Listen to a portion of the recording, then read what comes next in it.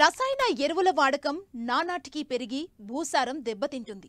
పంటల సాగుకు పనికి రాకుండా పోతుంది. ఎంత పెట్టుబడి పెట్టినా దిగుబడి రాక రైతులు నష్టపోతున్నారు. ఇలాంటి పరిస్థితుల్లో జీలుగు, జనుము, పిల్లి పెసర లాంటి పచ్చిరొట్ట పంటల్ని పెంచి నేలలో కలియదున్నడం ద్వారా భూసారం పెంచుకోవచ్చు. అంతేకాదు, పశువుల ఎరువు లభ్యత తక్కువగా ఉన్న ప్రస్తుత పరిస్థితుల్లో పచ్చిరొట్ట పైర్లు రైతులకు సులభమైన మార్గమని చెబుతున్నారు శ్రీకాకుళం జిల్లా కృషి విజ్ఞాన కేంద్రం శాస్త్రవేత్త డాక్టర్ నీలవేణి.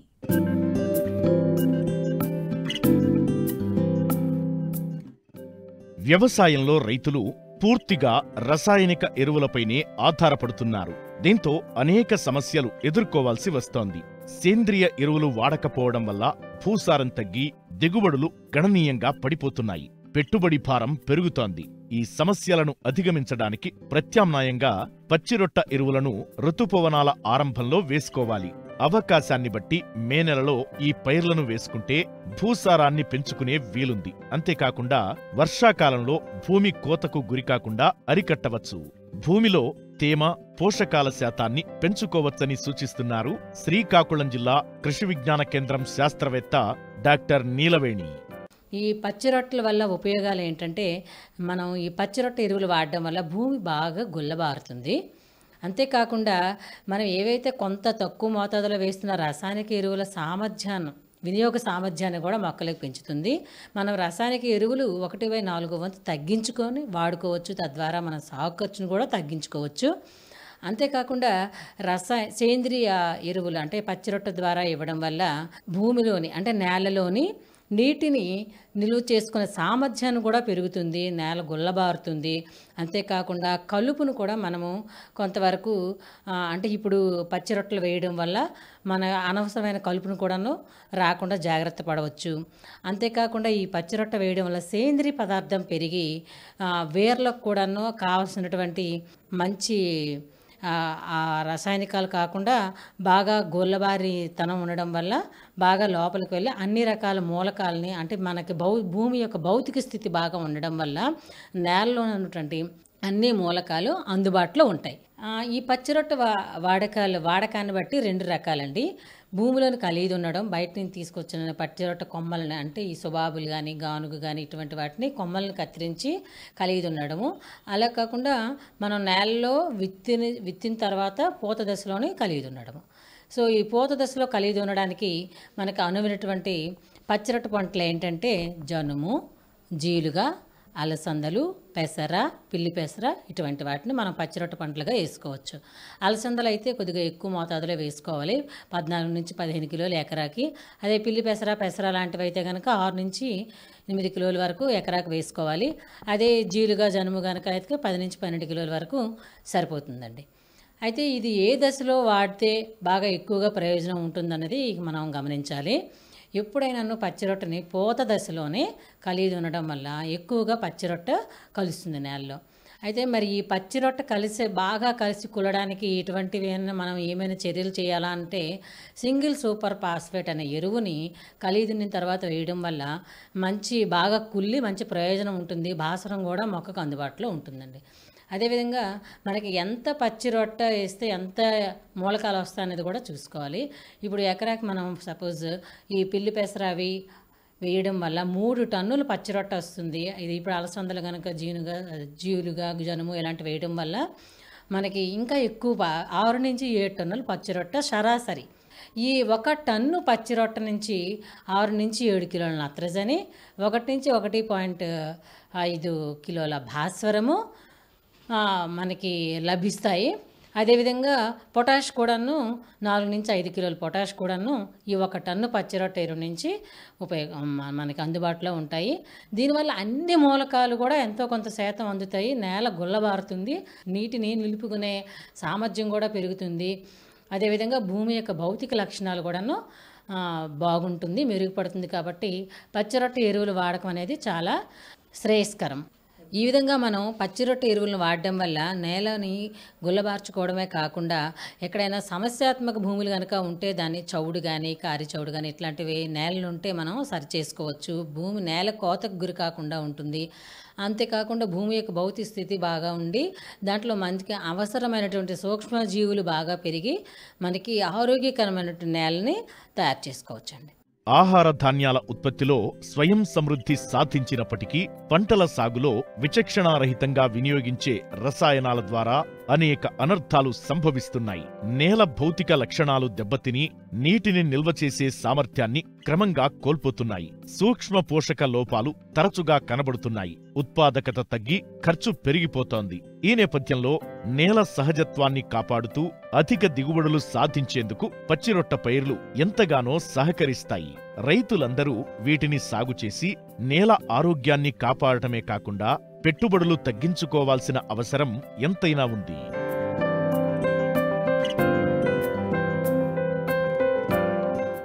ఆలోచన ఆవిష్కరణగా మారింది. పంట మీద చేసిన ప్రయోగం ఫలించింది. అంది వచ్చిన అవకాశాన్ని సద్వినియోగం చేసుకుని సాగు చేస్తే అన్నదాతకు కష్టాల ఊసే ఉండదు. సంప్రదాయ పంటలపైనే ఆధారపడకుండా మిశ్రమ పంటలు సాగు విధానం చేపడితే రైతుల అభివృద్ధికి అడుగులు పడతాయి. దీన్నే తూచా తప్పకుండా పాటిస్తూ నెల నెలా మంచి ఆదాయం పొందుతున్నారు ఏలూరు జిల్లాకు చెందిన ఓ యువ రైతు. మరి ఆయన సాగు చేస్తున్న విధానాలు ఏంటో మనము తెలుసుకుందామా?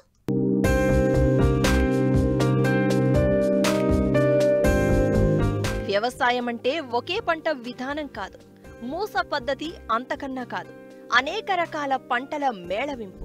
ఇది అనుభవజ్ఞులు చెప్పే మాట.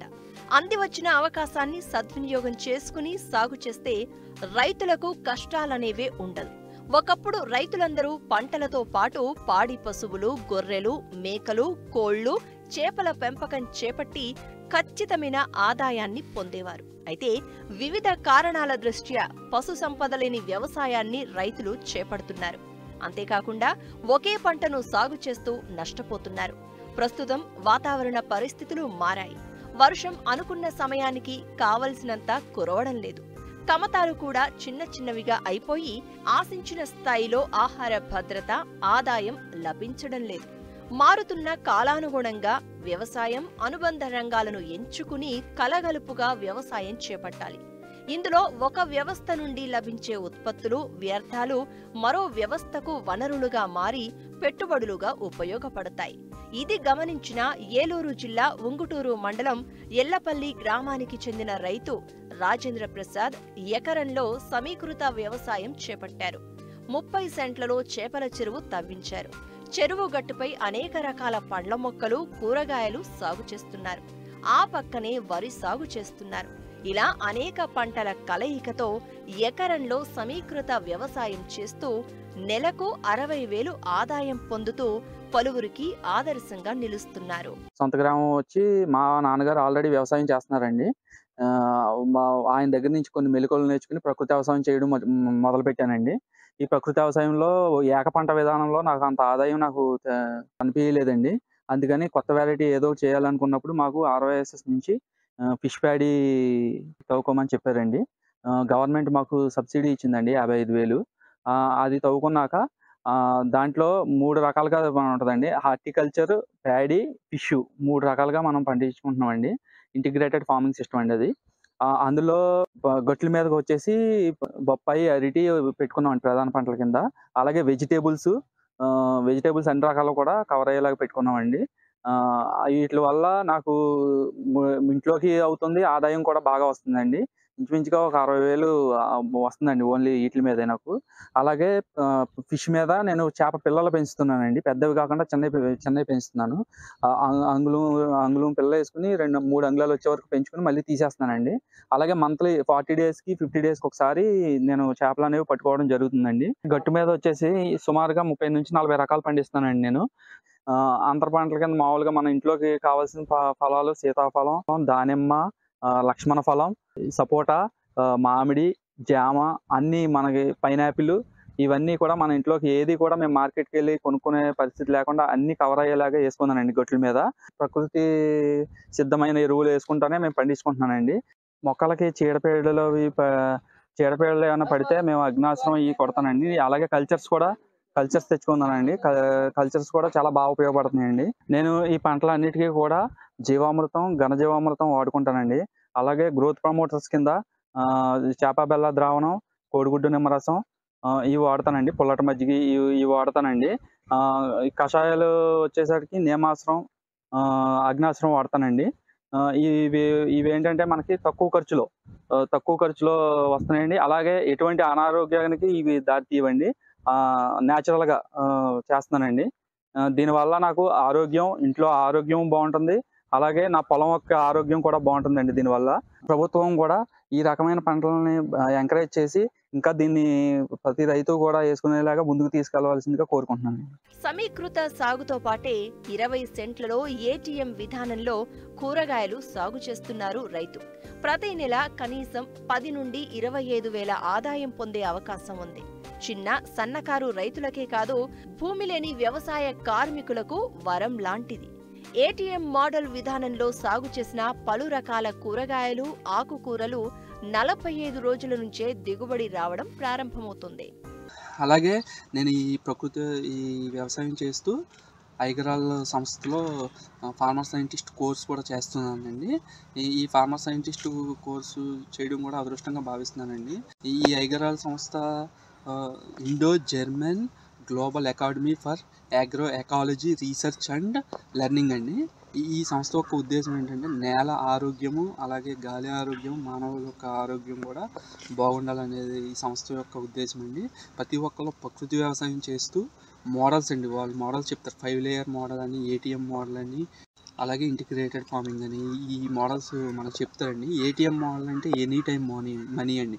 ఏటీఎం మోడల్ అనేది ఒక 20 సెంట్లలో 12 రకాల కూరగాయలు కవర్ అయ్యేలాగా వేసుకుంటామండి. నేనైతే 20 సెంట్లలోనూ క్యారెట్, బీట్రూట్, ముల్లంగి, వంగ, మిర్చి, టమాటా, స్వీట్ కార్న్ ఇవి వేసుకున్నానండి నేను. వీటిల్లో కూడా నాకు డైలీ అనేది ఆదాయం వచ్చేలాగా ఉందండి. చాలా బాగుందండి ఏటీఎం మోడల్ కూడా.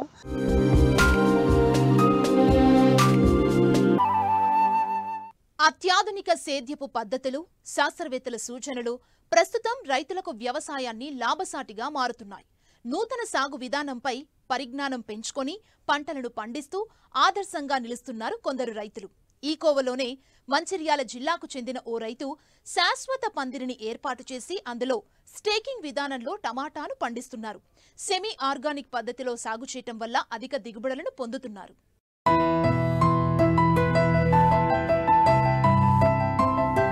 ఎత్తైన బెడ్లపై 4-5 అడుగుల ఎత్తుతో ఆరోగ్యంగా పెరిగి వెరగ కాసిన ఈ టమాటా తోటను చూశారా? పెరుగుదల ఎంత ఆశాజనకంగా ఉందో! ఈ తోట మంచిర్యాల జిల్లా బెల్లంపల్లి మండలం రంగాపేట గ్రామానికి చెందిన రైతు ముద్దసాని సత్యంది. 2.5 ఎకరాల్లో టమాటాను స్టేకింగ్ పద్ధతిలో పాలీమల్చింగ్ విధానంలో సాగు చేస్తున్నారు. పంట వేసి 3 నెలలు అవుతోంది. 60 రోజులకు కోతలు కోస్తున్నారు. ఇప్పటికే 3 కోతలు జరిగాయి. 1000 బాక్సుల దిగుబడి వచ్చింది. ఒక బాక్స్ 25 కిలోలు ఉంటుంది. అంటే 25 టన్నుల వరకు దిగుబడి వచ్చిందన్నమాట. ఒక్కో బాక్స్ 120 నుంచి 150 రూపాయల వరకు అమ్మారు. మరో 7-8 కోతల వరకు వచ్చే అవకాశాలు ఉన్నాయి. మరో 20 టన్నుల దిగుబడి వస్తుందని ఆశాభావం వ్యక్తం చేస్తున్నారు. మాకు పర్మనెంట్ పెండాలు ఉన్నది, 2.5 ఎకరాల ల్యాండ్. అయితే అలా టమాటా పెట్టాలని మేము నిర్ణయించుకున్నాం. స్టేకింగ్ చేయాలని నిర్ణయం తీసుకొచ్చి పెట్టేశాం. ఎకరానికి వచ్చేసి 4,000 నారు పడింది. రూపాయికి ఒక మొలక వచ్చేసింది. ఫస్ట్ దఫా ఏంటంటే దున్ని రోటోవేటర్ కొట్టి అలానే సేంద్రియ పేరు కోడి పెంట కానీ గొర్రెల పెంట కానీ వేసేస్తాం. బెడ్కు ఎక్స్ట్రా కూడా పైపాటు వేస్తాం. అందులో ఎకరాన ఒక డిఏ బస్తా వేస్తాం. దాని తర్వాత ఇక డిప్ ఆన్ చేసి మొక్కలు నాటేస్తాం. పెట్టిన 10 డేస్కి ఒకసారి రసాయన ఎరువులు 99 కానీ 2610 కానీ అంటే వారానికి ఒక 5 kg అలా దాని చెట్టును వయసును బట్టి ఇచ్చుకుంటూ పోతాం. సుదిలి ఎకరాన 2 క్వింటాలు సుదిలి పట్టేసింది. నారు పెట్టిన 60-70 డేస్కు క్రాప్ స్టార్ట్ అవుతుంది. రోజు వచ్చేసి 50-60 బాక్స్ అట్లా స్టార్ట్ అవుతుంది. 1 వీక్ తర్వాత 90 డేస్ వరకు 100 బాక్స్ కూడా తీయగలుగుతాం. ఎకరాన వచ్చేసి ఈ లెక్క ప్రకారం తీసుకుంటే 60-70 టన్నులు 60-70 టన్నులు తీయగలుగుతాం. రైతుకు వచ్చేసి 250-300 ఉంటే రేటు మనకి గిట్టుబాటు ఉంటుంది. కానీ ఇప్పుడు 100-150 ఉన్నది. ఈ క్రాప్కు వస్తే ఒక 5 lakhs 6 lakhs వస్తాయి. అయితే అందులో 2 lakhs అట్లా 3 lakhs మనకు వచ్చే ఆదాయం ఉన్నది. స్టేకింగ్ విధానంలో సాగు చేస్తే మొక్కలు ఒత్తిడికి గురికావు. ప్రతి కొమ్మ రెమ్మను పైకి పాకించడం వల్ల మొక్కలు ఆరోగ్యంగా పెరిగి రైతుకు మంచి ఫలితాలనిస్తాయి. సాధారణంగా టమాటా పంట 4 నెలల్లో పూర్తవుతుంది. కానీ స్టేకింగ్ చేయడం వల్ల పంట కాలం పెరగడంతో పాటు దిగుబడినిచ్చే కాలం పెరుగుతుంది. నేలపైన టమాటా కాయలు ఉండకుండా తీగల వెంట పైకి పోవడం వల్ల టమాటా కాత పైనే ఉంటుంది. దీనివల్ల కాయలు పెద్ద సైజులో మంచి నాణ్యత కలిగి ఉంటున్నాయి. సంప్రదాయ సాగు విధానం కంటే స్టేకింగ్ విధానంలో టమాటా సాగు తమకు అన్ని విధాలా లాభదాయకంగా ఉంటుందని బెల్లంపల్లి కృషి విజ్ఞాన కేంద్రం శాస్త్రవేత్తలు చెబుతున్నారు. అలాగే వేసవిలో వచ్చే చీడపీడల నుండి పంటను కాపాడుకునేందుకు రైతులకు సూచనలిస్తున్నారు. రైతు ఈ టమాటాను పందిర్లలో వేసి సాగు చేశారు. మనము చూసుకున్నట్లయితే చాలా వరకు రైతులు మామూలుగా పందిరి సాగు కాకుండా టమాటాకి ఎటువంటి ఊతం ఇవ్వకుండా మామూలుగా సాగు చేసే పద్ధతిని మనం చూడడం జరుగుతుంది. కానీ ఇప్పుడు చూసినట్లయితే మాలగుర్జాల గ్రామంలో రైతు 2.5 ఎకరాలలో పందిరి వ్యవసాయం సాగు చేస్తున్నారు. పందిరి సాగుకి మామూలు చేసే పంట టమాటా సాగులో చాలా వ్యత్యాసం ఉన్నది. దిగుబడిలో చూసుకున్నట్లయితే పందిరి సాగులో అధిక దిగుబడి, మామూలుగా టమాటా సాగు చేస్తే తక్కువ దిగుబడి రావడం జరిగింది. ఆ వ్యత్యాసాలు ఆ రైతు పంచుకోవడం జరిగింది. మనం ఇప్పుడు ప్రస్తుతం చూసుకున్నట్లయితే అధిక దిగుబడులు సాధించాలి అంటే రైతులు పందిరిలు సాగు చేసినప్పుడు మాత్రమే అధిక దిగుబడి వస్తుంది. ముఖ్యంగా పందిరి సాగులో పందిరి వేసుకోవచ్చు, పర్మనెంట్గా ఒక జిఏ వైర్తోని పోల్స్ వేసుకొని పర్మనెంట్ పందిరి వేసుకోవచ్చు.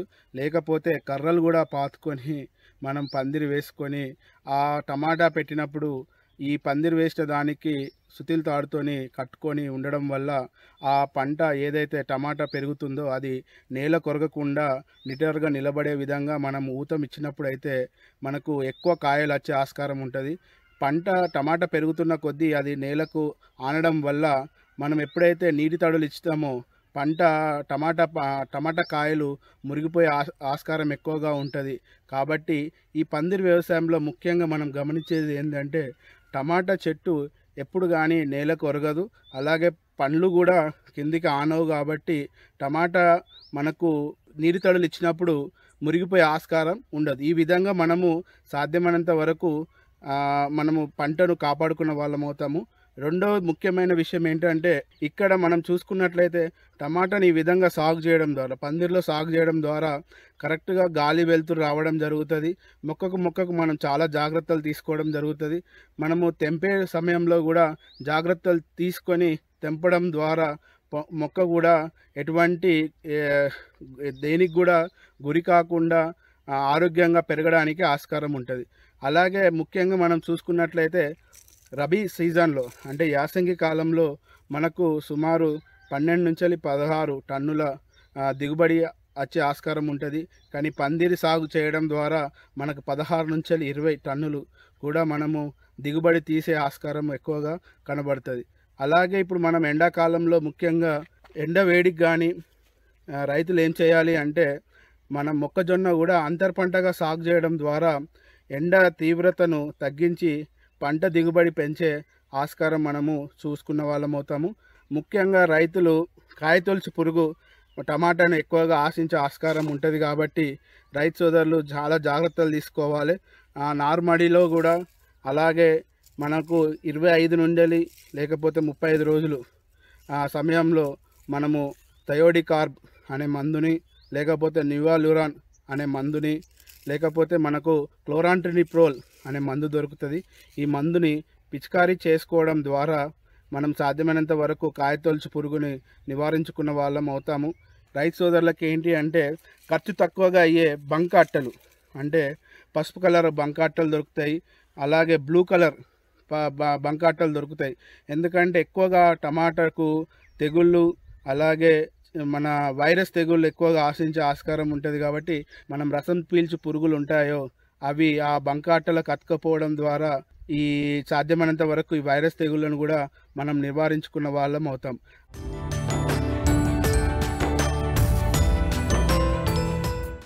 ప్రొఫెసర్ జయశంకర్ తెలంగాణ వ్యవసాయ విశ్వవిద్యాలయం వారు అందిస్తున్న వాతావరణ ఆధారిత వ్యవసాయ సూచనలను ఇప్పుడు తెలుసుకుందాం. హైదరాబాద్ వాతావరణ కేంద్రం అందించిన సమాచారం ప్రకారం రాబో 4 రోజులు వాతావరణం పొడిగా ఉంటుంది. పగటి ఉష్ణోగ్రతలు 34 నుండి 42 డిగ్రీల సెల్సియస్, రాత్రి ఉష్ణోగ్రతలు 19 నుండి 28 డిగ్రీల సెల్సియస్ మధ్య నమోదయ్యే అవకాశం ఉంది. నీటి వసతి గల ప్రాంతాలలో పచ్చిమేత కొరకు పశుగ్రాస పంటలుగా జొన్న, మొక్కజొన్న పంటలను వేసుకోవచ్చు.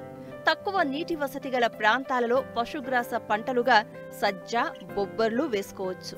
పెరుగుతున్న ఉష్ణోగ్రతల కారణంగా నీటి వసతి తక్కువగా ఉన్న ప్రాంతాలలో ఆరుతడి పంటలకు నేల స్వభావం బట్టి 10 నుండి 15 రోజుల వ్యవధిలో తేలికపాటి నీటి తడులు ఇవ్వాలి. వరి పంట దుబ్బు చేసే దశ నుండి అంకురం దశ వరకు పొలంలో 2 సెంటీమీటర్ల నీరు నిల్వ ఉండాలి.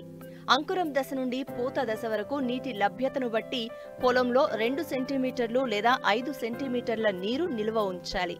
నీటి లభ్యత బాగా తక్కువగా ఉన్న ప్రాంతాలలో ఆరుతడి పద్ధతిలో నీటి తడులు ఇవ్వాలి. సల్ఫైడ్ దుష్ప్రభావం గమనించిన వరి పంటలో మొక్క వేర్లకు తగినంత గాలి తగిలే విధంగా మురుగునీటిని తీసివేయాలి. అదేవిధంగా పొలాన్ని సన్న నెర్రలు వచ్చే వరకు ఆరబెట్టి మళ్లీ నీరివ్వాలి. ప్రస్తుత వాతావరణ పరిస్థితులు వరిలో అగ్గి తెగులు ఆశించుటకు అనుకూలం. నివారణకు ట్రైసైక్లోజోల్ 0.6 గ్రాములు లేదా ఐసోప్రోథయోలిన్ 1.5 మిల్లీలీటర్లు లేదా కాసుగామైసిన్ 2.5 మిల్లీలీటర్ల మందును లీటరు నీటికి కలిపి పిచికారీ చేయాలి. వరిలో కాండం తొలుచు పురుగు ఆశించుటకు కూడా అనుకూలం. నివారణకు పిలకలు లేదా దుబ్బు చేసే దశలో కార్బియోప్యురాన్ 3G గుళికలను ఎకరాకు 10 కిలోల చొప్పున వేసిన రైతులు పొట్ట దశలో 0.3 మిల్లీలీటర్లు క్లోరాట్రినిలిప్రోల్ లేదా టెట్రానిలిప్రోల్ 0.5 మిల్లీలీటర్ల మందును లీటరు నీటికి కలిపి పిచికారీ చేయాలి. ప్రస్తుతం నమోదవుతున్న అధిక ఉష్ణోగ్రతల వలన వరిలో ఆకునల్లి, కంకినల్లి ఆశించే అవకాశం ఉన్నది. నివారణకు డైకోఫాల్ 5 మిల్లీలీటర్లు లేదా స్పైరోమెసిఫిన్ 1 మిల్లీలీటరు మందును లీటరు నీటికి కలిపి పిచికారీ చేయాలి. అయితే కంకివెన్ను 10% కన్నా తక్కువ ఉన్నప్పుడు మాత్రమే మందులను పిచికారీ చేసుకోవాలి. కంకివెన్ను 10% కన్నా ఎక్కువ పైకి వచ్చినట్లయితే మందులు పిచికారీ చేసినచో దిగుబడి తగ్గుతుంది. మొక్కజొన్న పూత దశ ఏర్పడే 10 రోజుల ముందు నుండి కంకి ఏర్పడిన 25 రోజుల వరకు పంట బెట్ట పరిస్థితులను తట్టుకోలేదు. కావున రైతులు పైరుకు జీవ సంరక్షక నీటి తడులు ఇవ్వవలెను. ప్రస్తుత వాతావరణ పరిస్థితులు మొక్కజొన్నలో పాము పొడ తెగులు ఆశించుటకు అనుకూలం. దీని నివారణకు తెగులు ఆశించిన కింది భాగంలో 1 లేదా 2 ఆకులు తీసివేయాలి. ప్రొపికోనజోల్ 1 మిల్లీలీటరు లేదా హెక్సాకోనజోల్ 2 మిల్లీలీటర్లు లేదా వాలిడామైసిన్ 2 మిల్లీలీటర్ల మందును లీటరు నీటికి కలిపి పిచికారీ చేయాలి.